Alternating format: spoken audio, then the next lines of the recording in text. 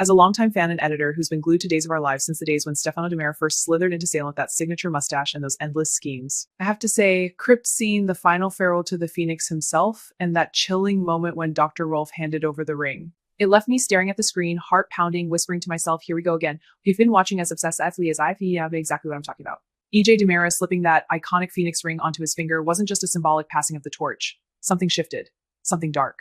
And when Susan Banks burst in, her eyes wide with terror, screaming that Stefan's wickedness within you. Wait, no, she said Stefano's, right? The evil, the essence, it's all blurring together now. Is EJ still our brooding, conflicted EJ, or has the Phoenix truly risen in him? Let's dive deep into this, because after that episode, I can't shake the feeling that we're witnessing the birth of a new Stefano, and it's both terrifying and thrilling. First, let's set the scene properly, because Days of Our Lives has always excelled at these gothic, operatic family moments in the DiMera crypt. The DiMeras gather each, Chad, Tony, Kristen, the all standing around that urn, saying their goodbyes to Stefano. It was surprisingly tender in parts. Chad and EJ sharing a rare brotherly hug instead of their usual tension. Kristen stirring up trouble as always. But once the others filed out, leaving EJ alone with his thoughts, the air changed. The crypt felt colder, heavier. Enter Dr. Wilhelm Rolf, that mad scientist who's been loyal to Stefano longer than most of us have been alive. He didn't come to mourn, he came with a mission. My last instruction from your father, he intoned in that creepy, measured voice, was to give you this when the time was right. And there it was, Phoenix ring. Not a replica, not one of those fakes that have circulated over the years. The original, gold band, black onyx face etched with the mythical bird that rises from ashes. The same ring Stefano wore like a crown, the one that's been tied to his impossible resurrection since the 80s. Rolf placed it in EJ's hand with all the reverence of handing over Excalibur. The torch is passed to you, he said. Continue his legacy with poise and precision. Then Rolf vanished, leaving EJ staring at the ring like it was both a blessing and a curse. EJ hesitated because of course he did. This is the man who spent years fighting the pull of his father's darkness, trying to be the better DiMera, the one who could love Sammy without destroying everything, who could raise his kids without the shadow of the family empire swallowing them whole. But grief does strange things to people, and EJ's been battered lately betrayals, losses, the weight of the family name pressing down harder than ever. He slipped the ring on. The camera lingered on his face as he placed his hand on the sarcophagus, and there was that flashback, Stefano conducting his symphony of evil, triumphant and unrepentant. EJ's expression, it hardened, his eyes darkened, and in that instant, he looked more like his father than I'd seen in years. That's when Susan appeared. Poor, psychic, ever-dramatic Susan Banks, bursting into the crypt like a whirlwind of sequins and fear.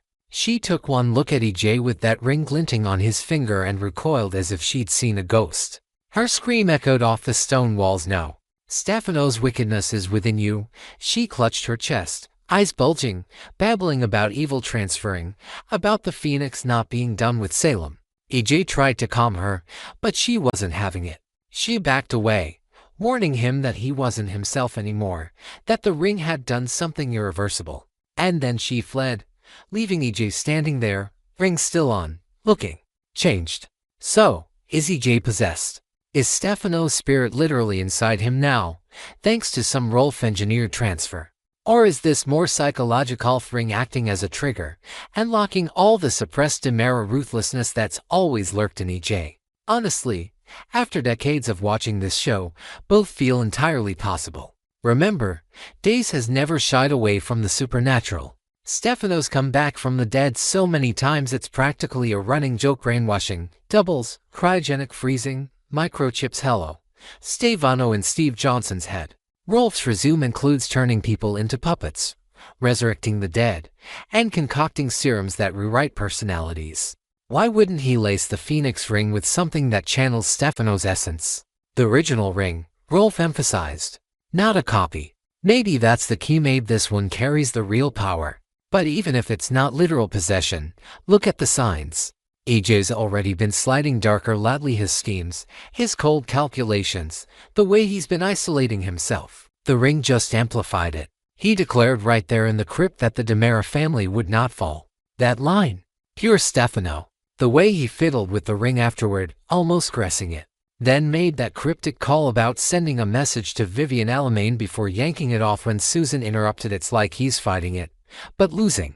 And Susan's reaction wasn't subtle. She's always had that sixth sense about evil, especially DiMera evil. When she says Stefano's wickedness is in him, we listen. Fans are already buzzing about this. Spoilers hint that even Gwen notices EJ's shift soon after, his demeanor colder, more calculating. If Chad, the good brother, could be tempted by the ring's power in the past, imagine what it does to EJ, who's always been the most like Stefano in ambition and cunning. This could be the turning point where EJ fully embraces the patriarch role in it as a reluctant heir, but as the new Phoenix. Ruthless business moves, manipulations, perhaps even targeting old enemies with Stefano-level vengeance. And the family. Chad might resist, Kristen might revel in it, Tony might try to mediate, but the DiMera empire under this version of EJ could either rise stronger than ever or implode in spectacular fashion. Think back to the history.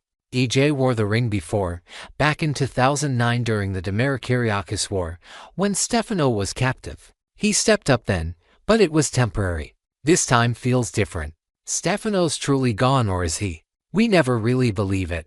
And EJ's been anointed. The Phoenix legend isn't just about resurrection, it's about legacy, about the fire that never dies. Stefano always said the Phoenix rises from the ashes, stronger, more unstoppable.